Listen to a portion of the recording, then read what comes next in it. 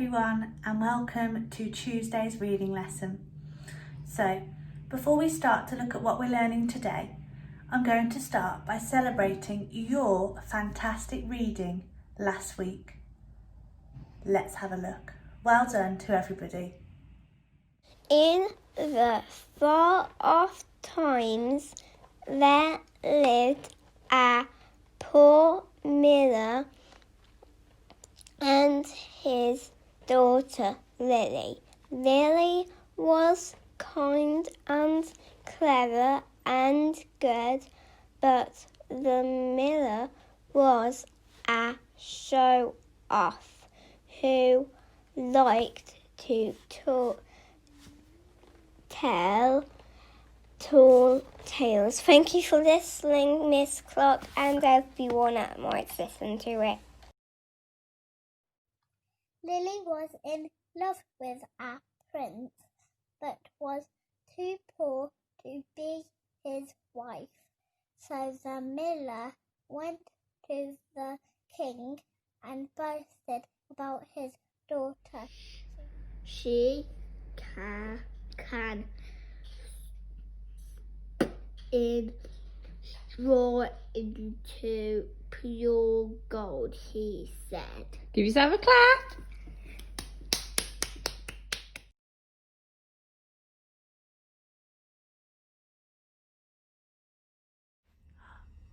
Oh my goodness. Well done, guys. Brilliant reading. There's nothing I like more than sitting down with a really good book, maybe a cup of tea, and having a good read. It's brilliant. Reading is so important. Right then, shall we get started with today's lesson? Come on, let's go. So, first, let's recap what our Viper skill is that we're looking at this week. It's also our learning objective for the week. Have a think. Can you remember what skill we are focusing on? Pause the video now and have a little think. The key skill we are focusing on this week is well done, retrieve.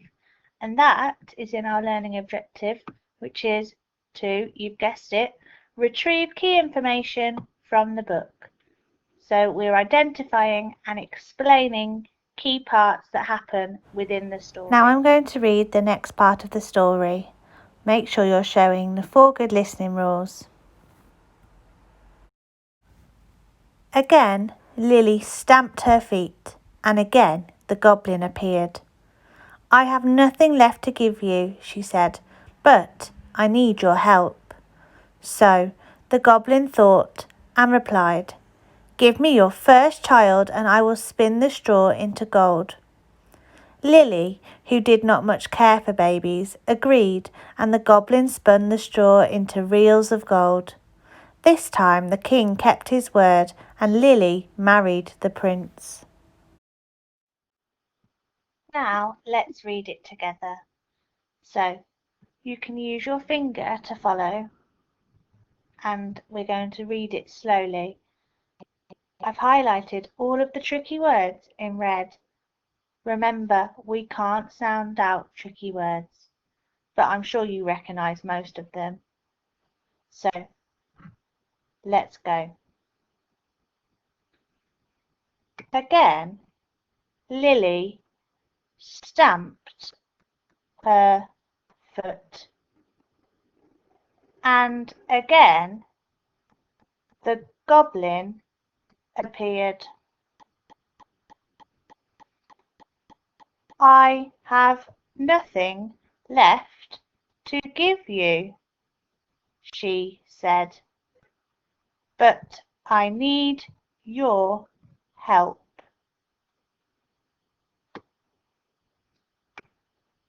So the goblin thought and replied, Give me your first child and I will spin the straw into gold. Lily, who did not much care for babies, agreed, and the Goblin spun the straw into reels of gold. This time the king kept his word and Lily married the prince. Here we have some key vocabulary. So our Viper skill for this page is vocabulary. So that means different words within the text. Now, I've chosen 4 different words from the text we've just read together. I'm going to read them first, and then let's see if we can do some of our word-aware strategies. So, appeared, stamped, replied, agreed.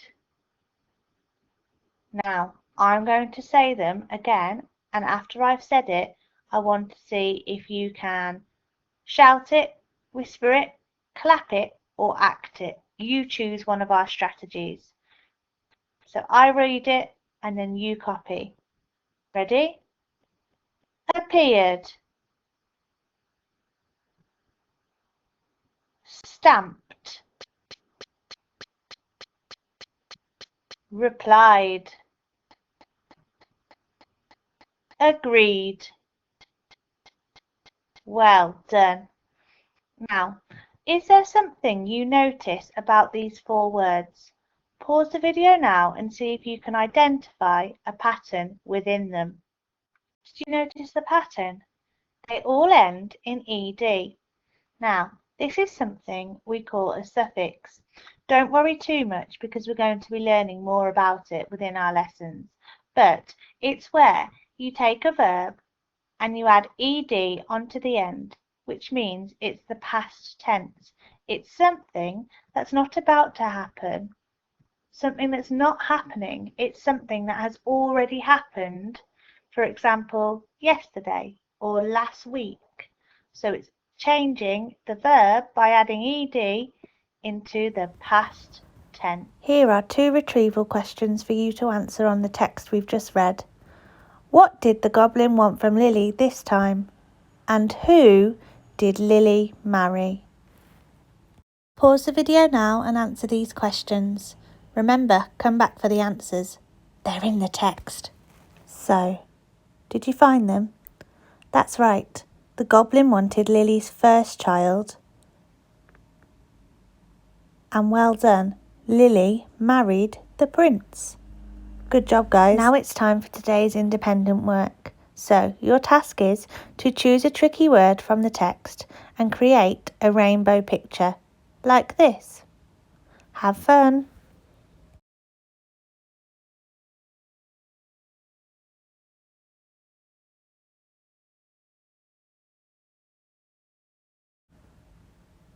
Hashtag Goldilocks. There was a girl with golden hair who used her mobile phone to share her photos and her videos. No harm in that, you might suppose. At first, she posted boring things, a selfie in her fairy wings, and looked for likes that didn't come. She couldn't count the ones from Mum. She thought, as she lay wallowing, I must increase my following, but how can I attract a crowd? I know, I'll make them laugh out loud. And so she shared on Instagram her baby brother eating jam. All smothered in it, head to feet. Her friends adored it. Hashtag sweet. She shared a talking dog called Rover.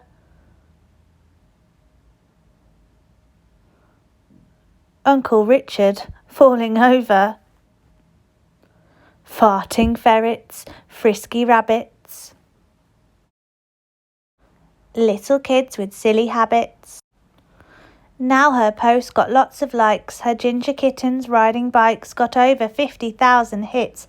Goldilocks was thrilled to bits. But then her followers got bored of funny cats and they ignored her baby brother's latest antic. Goldilocks felt friendless, frantic. Fearful she would fall from fame, she felt that she must up her game and look for something far more daring, something shocking, good for sharing. Off she skipped into a wood in which an empty cottage stood, and with a cheeky little grin she took a selfie, breaking in. She videoed the table laid with bowls of porridge freshly made. She grabbed the smallest, ate the lot and posted #piping hot. Then swinging on the tiny chair, it broke and flung her in the air. She didn't care, #fun. She filmed the damage that she'd done. I wonder what's upstairs, she said, and bounced from bed to bed to bed, and then collapsing in a heap upon the smallest, #sleep.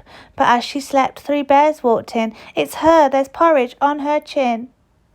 She's in my cot, cried Baby Bear. She ate my breakfast, broke my chair. The bears were such a scary sight that Goldilocks ran home in fright, but it was no good hiding there, for who came knocking? Daddy Bear. And Daddy Bear was not alone. A gruff policeman took her phone.